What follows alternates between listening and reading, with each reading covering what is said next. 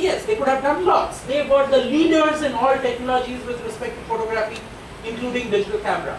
But what was their biggest challenge is what is known as the incumbent's curse, okay? Which is, as market leaders, you are so enamored by your market. You're making such phenomenal profit in that market, okay? You are the creator of the market. Eastman Kodak is the guy who invented photography. Steve Sasson is the guy who invented digital photography. When you own all the inventions and you have a long run at the top, you're so enamored by your success, and therefore, or in some cases even companies get hampered by the bureaucracy, that you fail to introduce, or even if you introduce, you don't do justice to the next generation of technology. Kodak invented the next generation of technology, they introduced it also, but they never took it seriously. It was always an aftershock. It had to be an aftershock. Why? Because they were making phenomenal billions of dollars of profits in films and cameras over there. And that is what happens. The digital photography started as a very, very basic technology. It didn't have any kind of performance compared to the previous one. But what happens with all technologies? We just observe the technology S-curve. It improves its delivery over a period of time. And as it improves its delivery, it reaches a stage where it can surpass the incumbent technology in terms of performance. And that's the time when the incumbent technology has either reached a physical limit, it has certainly reached a limit or a stage of over-delivery compared to what consumers want. The new technology can give that level of delivery, but over and above that, it brings in an additional feature or an additional factor into the whole equation. With digital camera, it was all about convenience, it was all about being able to store and everything put together. And that's what you saw in the world of cell phones, that's what Kodak observed. And each of these lead to the incumbents, or more often than not, incumbents are outplayed. Now the examples of businesses where incumbents manage to have a sustained run, they do that because they are the ones who end up disrupting their own businesses. Okay, so is it always the first player who brings in a new technology who becomes the leader in that market? No. Okay, why not? Well, you're getting a bit distracted with this photograph. Any idea which photograph, who is this? What company is this? Napster. Okay, everyone heard of Napster? What did Napster do? Free online music. Basically, it digitized music. It completely digitized music. Okay, MP3 players, etc. were not, as a technology, were always there, but Napster is the one which basically made music freely available. Is it the market leader in the digital music industry? Does it exist in the digital music industry? It still has a presence somewhere, but in effect, who's the leader in the digital music industry? iTunes, Apple. They were not the first mover, but they were the ones who could build an entire ecosystem around it, who could provide a complete product and give it to the and make it a standard. Okay, so it's not just disruption which is important, and all the players who bring in disruptions don't always end up succeeding. One of them succeed, and the one, not the one with the best technology, or not the one who's first to the market, the one who's first able to create a business ecosystem around it is the one who succeeds. Okay, so what we saw all along is also that the product form itself, the competition in the marketplace, let's say, come back to phones again. How did the competition evolve? How did competition evolve? What was the basis of competition in cell phone industry? It started with talk time. It started with talk time and portability. What was the next level of competition? Size, talk time, size. After that, price. Price happened a bit later actually. Features. After that you had features, and the next stage you had user friendliness, which is apps, etc. And finally you moved on to price. So what typically happens as competition evolves is it moves from basic functionality, taking it to some level of reliability. After you have got that reliability, it focuses on convenience, and finally a category moves into complete commoditization, and that's when price becomes a criteria. Okay, today we have a very interesting thing happening as far as cell phones is concerned. Okay, even though it's a part and parcel, it's a statement of who you are, what you do, etc. At the same time, evaluation of a phone is, honestly speaking, not so much on the brand as much as the features and the price. Sure, you're all seeking cutting edge features out of your phone, and the phone which is able to give you the best cutting edge features in the long term ends up being the market leader. Till 2 years ago, one couldn't think beyond an iPhone. Honestly, today a Samsung S3 is a far better phone than an iPhone. And if one goes by an HTC Touch, from a feature perspective, it even exceeds S3. And then you have a Nokia Lumia 9000 coming in the horizon, which is supposed to be another next generation around over here. But in essence, very little to choose. Okay, so unless and until you are a die-hard loyalist with your existing brands, you will figure out which is the best package deal for me. And even if you are a die-hard loyalist, you are bound to change. In the world of technology, actually in the world of all brands, loyalty doesn't extend forever. In the world of technology, it's perhaps the shortest lived commodity in all times. As you will see, the BlackBerry boys shift with their suits shifting onto iPhone in a big way. The commercial is to be believed. So what we have seen over here is changes in the basis of competition. Let's come back to the technology life cycle. So what happens across the history of a category is, initially the entire competition is on function. From functionality it moves on to features, okay? And then from features it moves on to the experience, the user experience. And finally, in commoditization, it boils down to price. And this is how you actually have the evolution of industries happening because of the technologies. And therefore, in summary, and you all said it aloud, so let me kind of go one by one.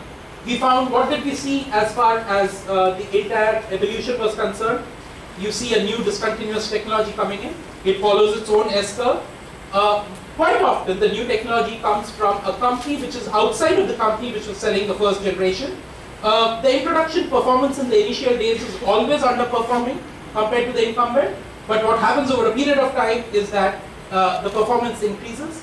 Because of its underperformance, the incumbent underestimates the viability of the new developments in the industry, the music industry. That's what they did, okay? When Napster was there, the only challenge the music industry had was, how can we stop illegal downloads?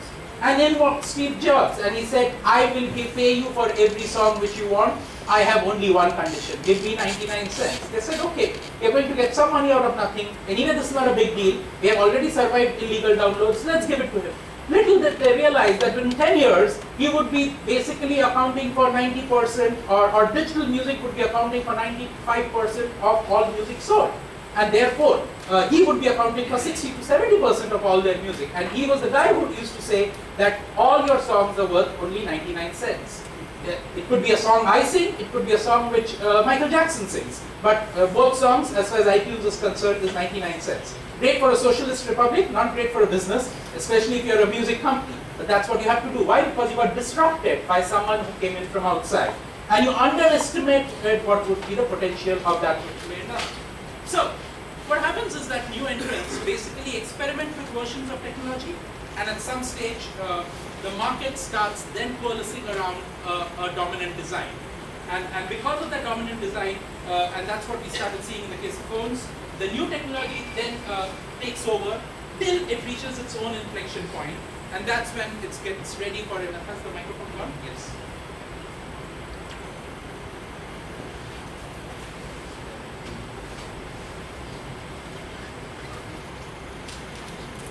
Okay. Better. Okay, and then performance capability overtakes the incumbent technology. Okay, we observed all these things right during the history of the cell phone evolution itself, till a stage when the existing phone becomes obsolete.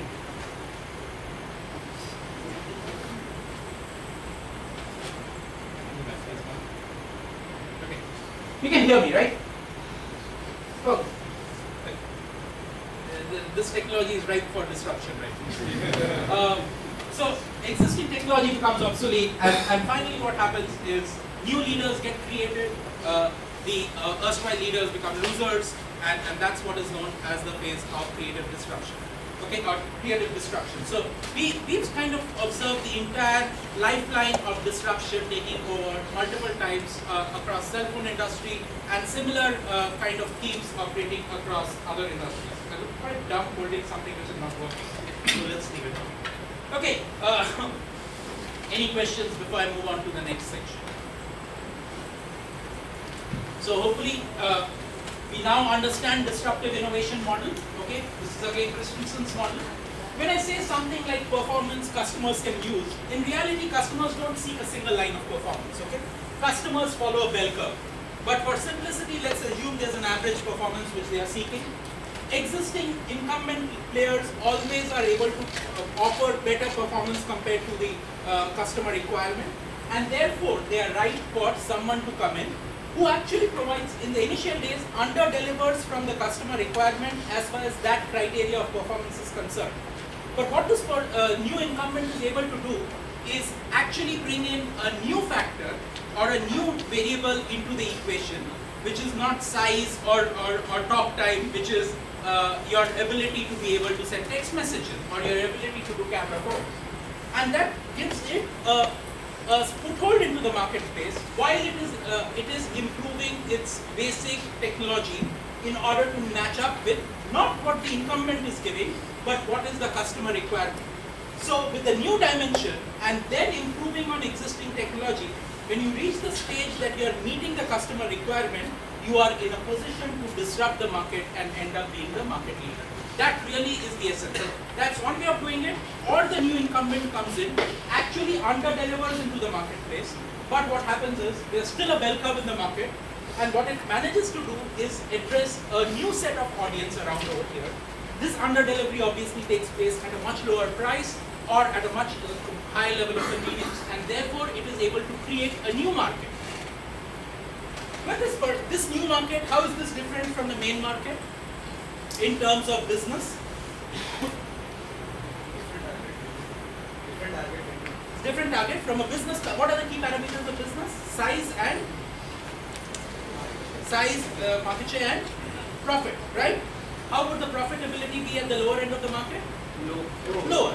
So when a new player comes in, addresses the lower end of the market, which is anyway lower profitability, what does the market leader say? Anyway, this is a small market. Anyway, it is not profitable for me. Let me instead move the market higher upwards. So the leader is moving the market higher and higher upward. The new player is coming and establishing themselves into the smaller end of the market. The smaller end of the market starts growing. This person is able to sustain its technology development so that it can then reach the mass market, pushing the leader further upwards. At some stage, the leader gets into a very, very niche market, which is what you have as most of the camera manufacturers of Europe operating. They operate in the niche market of real high-end cameras, okay? But that is a subset of the overall market. Why? Because cell phones and digital cameras have taken over the bulk of the market itself. So that's the disruptive innovation model in work for you across industries. Now, if you observe this chart, this is a chart of how disruption has taken place, how players have been disrupted or have disrupted across the last 100 odd years across different industries. What is the most interesting thing you observe in this chart? I don't have a pointer, otherwise I would have pointed to some of the names. Kodak, 1870. Disruptor. Kodak today? Disrupted, okay? So the disruptor can also be disrupted. Okay? It's not just Kodak, it is Xerox, and you will find it across. The ones who were disruptors in the past it's not your lifeline to success forever. A disruptor is the one who could get disrupted tomorrow, and therefore one needs to be constantly along.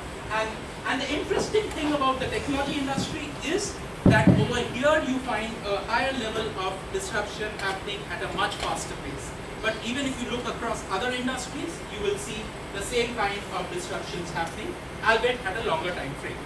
Okay, so let's move on. Now, I had asked this question before. So is it the technology which is disruptive, or is it something else? It is disruption in the form of innovation. Not always delivered by the highest in technology. More often than not, a technology which already existed, but basically being delivered in the form of a new value model. And that is what drives disruption on an ongoing basis around the world. Okay, so let's come to the third phase, which is now that we have experienced a disruption, now that we have understood disruption, how do you harness disruption? What do I mean by harnessing disruption? What is harnessing disruption?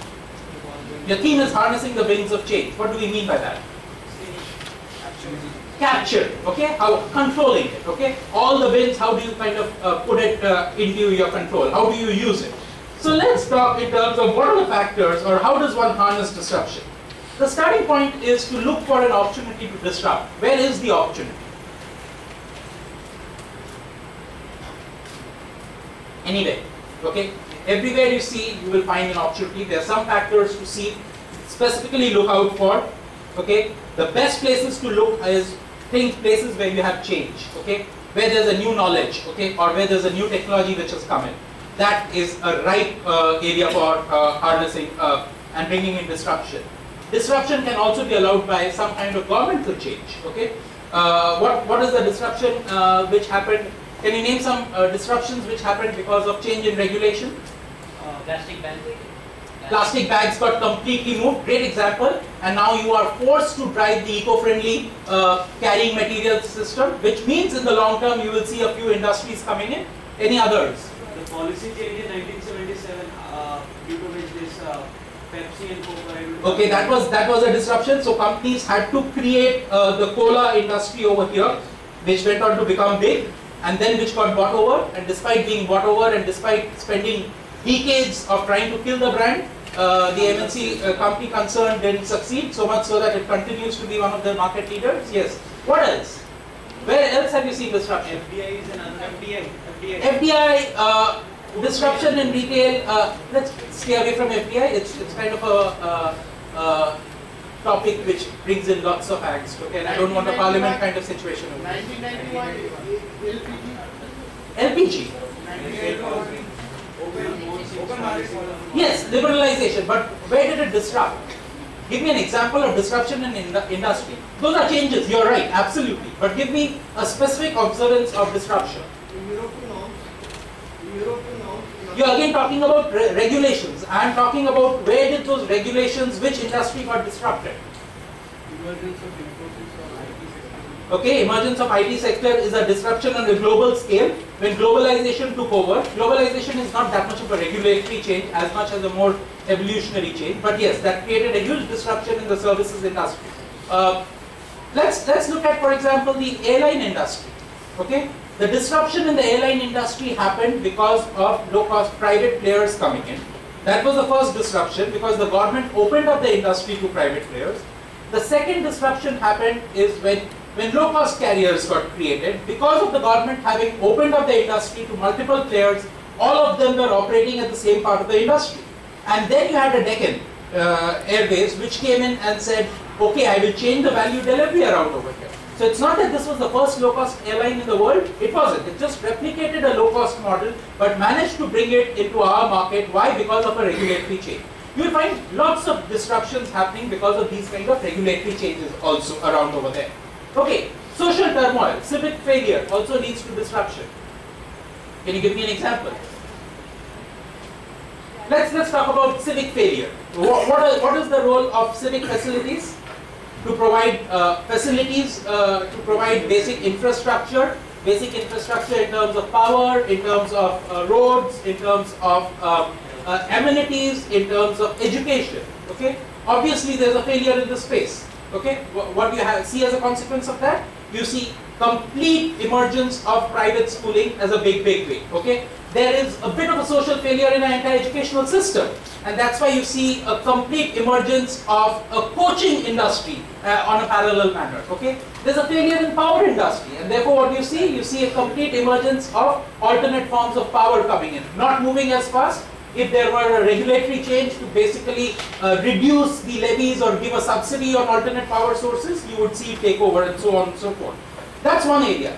Tastes change considerably. Okay, the fact that you want to move with a cell phone, the fact that people are no longer completely sold onto a laptop, even a tablet could do. These are all changing habits, changing tastes. Even your food habits change. Okay, you are more and more open to newer cuisines. Because of that, you see newer chain restaurants coming in. Okay, you have international cuisine like Yo China being sold off the streets and stuff like that. Those are all kinds of disruptions which are taking place because of all social factors around over there.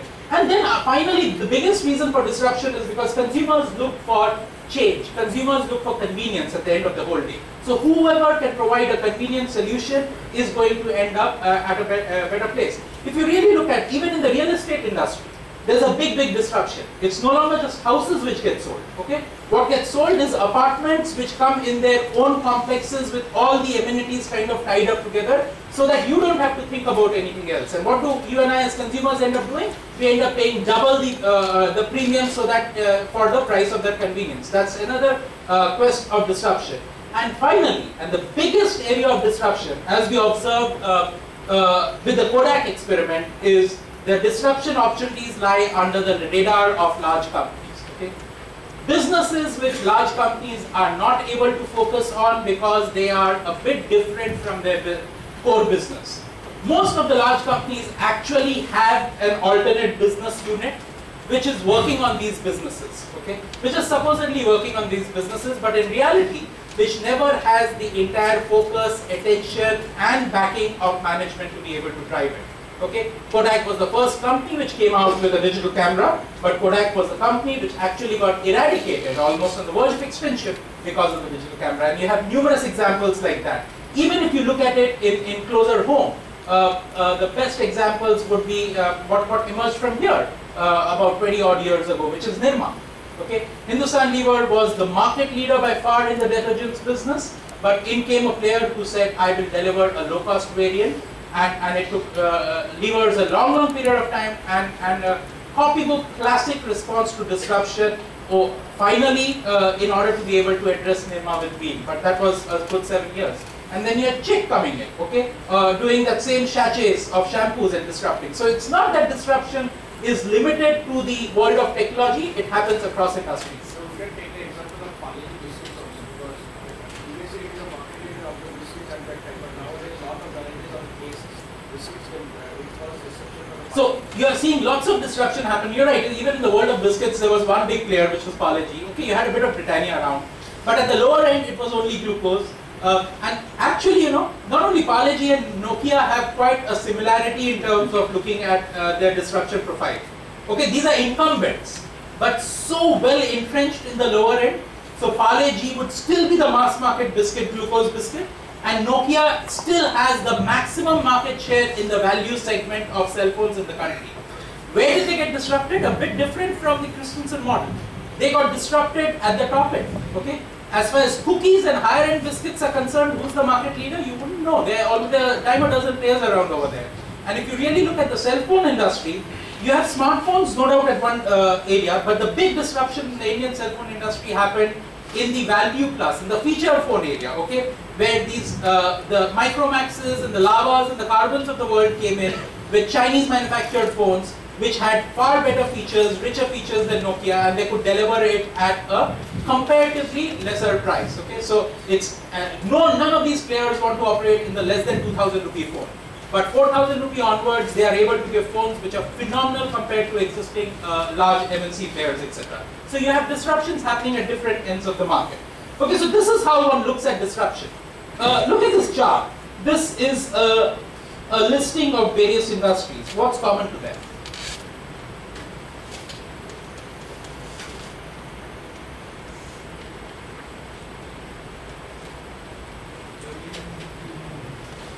What is common to all these industries?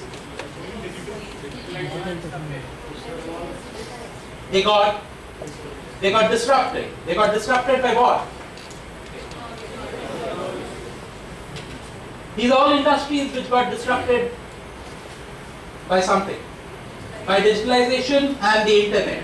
Okay? Even the government has got disrupted by the internet. Okay, it's far easier for you to have a social uprising. It's far easier for citizens to kind of go back to the government in a large, in a very effective manner, thanks to the power of the internet. Okay, the Arab Spring, the Chinese Revolution, or even what happened in India because of 2 girls getting jailed, or because of a Facebook post. Okay, the kind of reactions governments are having to do today is entirely the power of the internet. So it's fair to say that the internet is truly the great disruptor, if at all. Multiple industries have already got disrupted. Many more will get disrupted.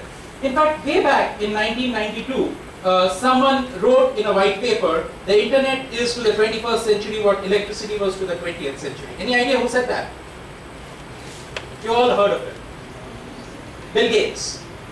Bill Gates said that it took his company a long time to actually appreciate it. His company got disrupted through Napster,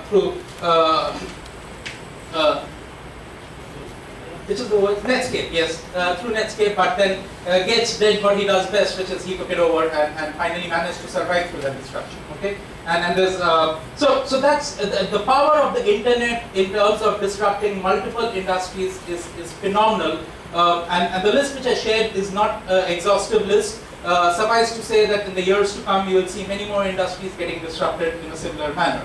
Okay, and that's simply because of the, how many of you have seen this infographic before? Most of you, quite a few of you would have seen it, okay, in terms of what happens in the internet in a living minute, etc. Across the globe, across India, wherever you see.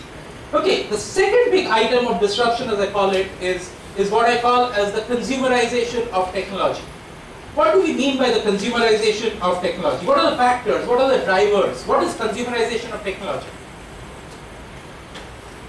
Have you heard the phrase before, consumerization of technology? What does it mean?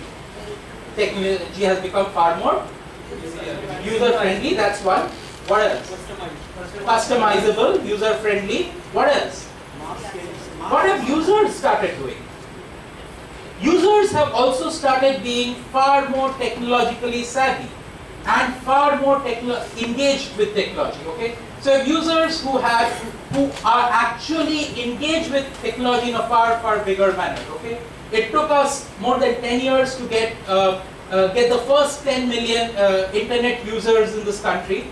In the last 3 years, we have moved on to 100+ million. Today we are adding more than 25 million per year in terms of internet users around. Still a long way to go when you look compared to anywhere else in the globe, but even over here, which was a laggard of an internet adoption market, we are seeing a huge momentum happening in terms of adoption of technology. Okay.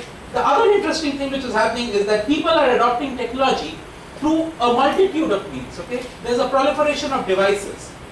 Most of us have at least 2 devices through which we engage. Okay. At least in this room, I'm sure everyone has at least 2 devices. Quite a few of us have 3. If you really look at it, you would have 4, 5. Almost each and everything which you have is going to become a connected device, if not already in the years to come.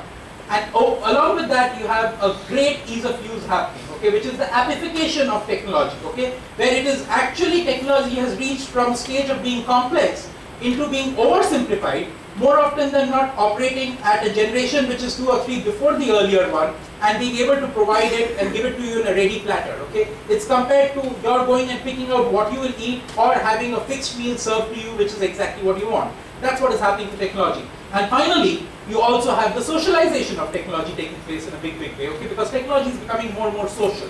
And therefore, what is happening overall is in terms of, there's a huge level of consumerization, which is leading to not just implications in the world of technology, which is leading to far greater implications in innovation across all industries. In fact, suffice to say that technology has a role to play irrespective of the business you are in, irrespective of the business plan you are going to have. The differentiating factor, or one of the key differentiating factors, is how you will embrace and use technology as a competitive advantage. So moving forward, therefore, let's look at another way of or another key driver of harnessing change. Okay, how many of you have heard of this word before? CAPTCHA. Okay, what is CAPTCHA? Capture the change. No. What is CAPTCHA? CAPTCHA stands for something. It's an image. Tell me more. Anyone else? It's the image which you enter in order to basically prove what? That you are humans, okay? It's those words which appear, and the words which could be a hope for you, which out here is a bit of a irrelevant context, but things like words like this, which you would have to enter in order to prove that it's a human being and not a bot which has taken over the machine. Any idea how many captures actually play out on why is it done? To prove that we are human. How many of you have heard of by the way, any idea how many captures get used on a daily basis across the globe? About 200 million, maybe 250 million. Even presuming it takes 5 to 10 seconds for every human being to enter a captcha, you're talking about 500,000 hours on a daily basis being spent on deciphering captchas on the web. Okay. Now, a great resource just being used to prove that we are human. Okay, that opens up another opportunity. Okay, which is, how many of you have heard of the phrase called reCAPTCHA? Have you come across something like this? What is this? If you don't understand No, it's not. Good guess, but no. ReCAPTCHA is not redoing the captcha. Over here also you have two words, but there's a difference across the two words. enter space between two words. Yes, you have to, but what is the big difference? You can hear the word. Listen. You could, if you, even in a captcha you could, but there's a bigger difference. If you don't understand, you can just click on the reCAPTCHA. Why would you not understand? Why is it that you have one word which is a bit more difficult to understand? A reCAPTCHA is basically a project.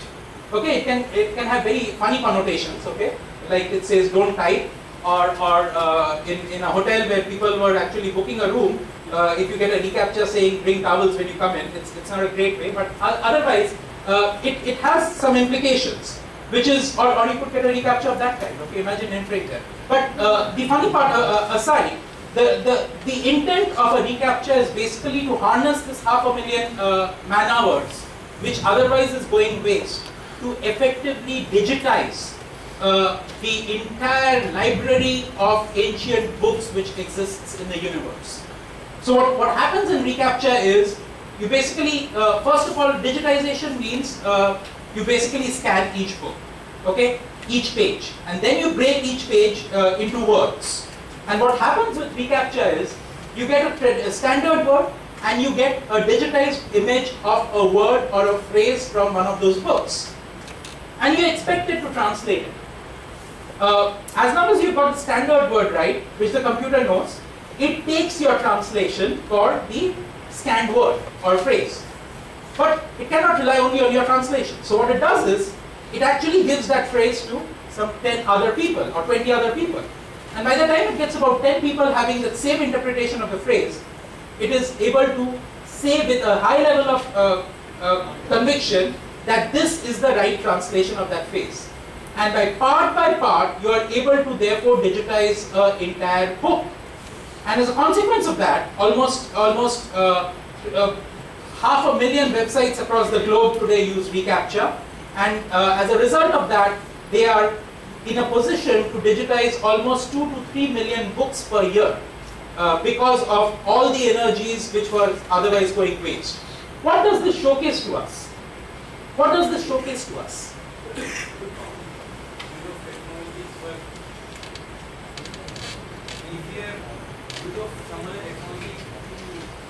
What has technology enabled over here? Pulling of resources. You're pulling resources to do what? To basically what you're doing is you're collaborating. Okay, and technology is a great tool in terms of collaboration, and one of the biggest changes which is happening in the world today is the power of collaboration compared to what we have never seen before. Okay, the biggest projects done in the history of mankind, okay, things like the atom bomb, things like putting a man on the moon, these were all projects which took a few tens of thousands of people working for 10, 20 years in order to deliver it. What we just experienced with the CAPTCHA or the reCAPTCHA project is basically when the reCAPTCHA project apparently has touched close to 1 billion people already, which means 1 out of 7 persons on earth has typed a CAPTCHA or a reCAPTCHA at some stage of their lives. So if you are able to collectively harness such a significant portion of the world audience, imagine the power you are talking. We are talking in terms of millions of hours, okay, and therefore large projects become that much more easier to do. Now, it's not just to be interpreted in larger level. The role of collaboration becomes far more important in the world of technology, because you could even collaborate at smaller level. You can actually partner with people across geographies, etc. Globalization, all that stuff driving together. Collaboration becomes a big driver in terms of driving change. I want to show you an example of how collaboration changes lots of things. Okay, Chris Anderson, a social thinker, talked about the fact that web videos can create an enormous change in terms of existing in higher forms. Okay, let us look at one element of collaboration in an area of dance. Okay, And I'll ask you a question after that.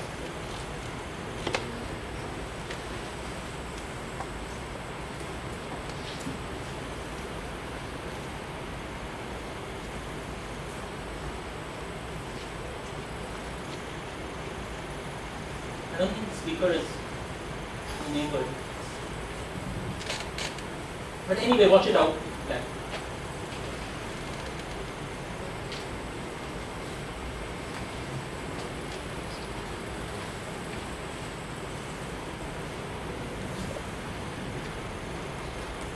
How many of you watch dance programs on TV? You can admit it. More than half of you, right?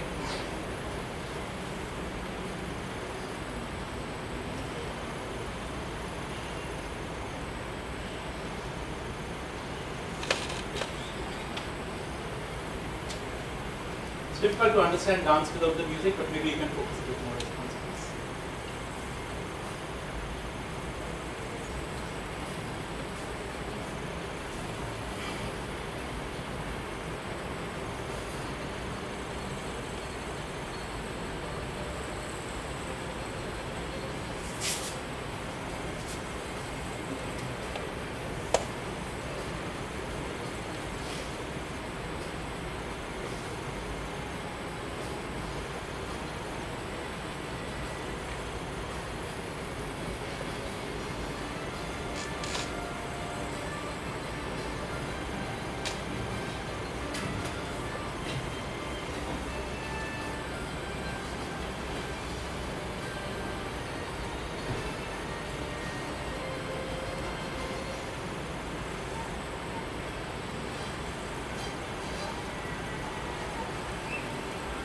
How many of you have heard of TED or watched a TED talk before?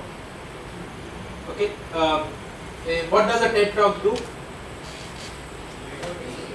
It brings out ideas of innovation, etc., into a select public opinion desk. Okay. This took place in a TED conference in California a couple of years ago. They have since performed multiple times in the Oscars. So for those of you who like watching dance programs, the LXD actually has a YouTube channel, and they come up with some mind-blowing dance sequences. Why am I talking about LXD? Have you heard of, any of you had seen it before? LXD, heard of LXD before? Okay, the LXD stands for the Legend of Extraordinary Dancers. Any idea of where they come from? And what is their origin? They basically come from all over the world, and what they are basically street dancers. Okay, and what John Chu, who is basically a film director, what he did was, while making a movie in 2008 or something like that, he actually interacted with a range of street dancers. And then he found out that street dancers have a community of their own, and they actually collaborate online across the globe. So you could have someone in Tokyo, you could have someone in Korea who's not Sai, and you could all collaborate together in terms of evolving a dance to a level where these people are doing physical movements which have not been seen before, which is difficult to believe that anyone could do unless and until you see it. And how can you integrate all of them together to help them learn from each other and evolve it to a completely new level of dance, which is different from choreographed, presented, or single masked individuals, etc. and stuff. So what's happening is, not just in dance, in the world of music, in the world of creative arts, etc., a phenomenal new industry is coming out across lead users who are collaborating using real-time tools of the internet. Internet we already called out as a great disruptor. It's also a great enabler in terms of driving a level of collaboration which was previously unheard of. All of you have come to Confluence. Where did you first hear about Confluence? On the web. Okay, so it affects us on a day-to-day basis, and the point is you can therefore collaborate. You can form your groups. You can figure out What is your common interest? You can write back and you say, can we do something on this? Collaboration takes place at each and every level. We just saw collaboration at one level around over there. And finally, the one big thing which is happening across the globe is we are seeing change across all dimensions. Okay, one would talk for the kind of changes which are happening for about hours together. But the fact is, we need to embrace change. Okay, because in change is the opportunity for disruption.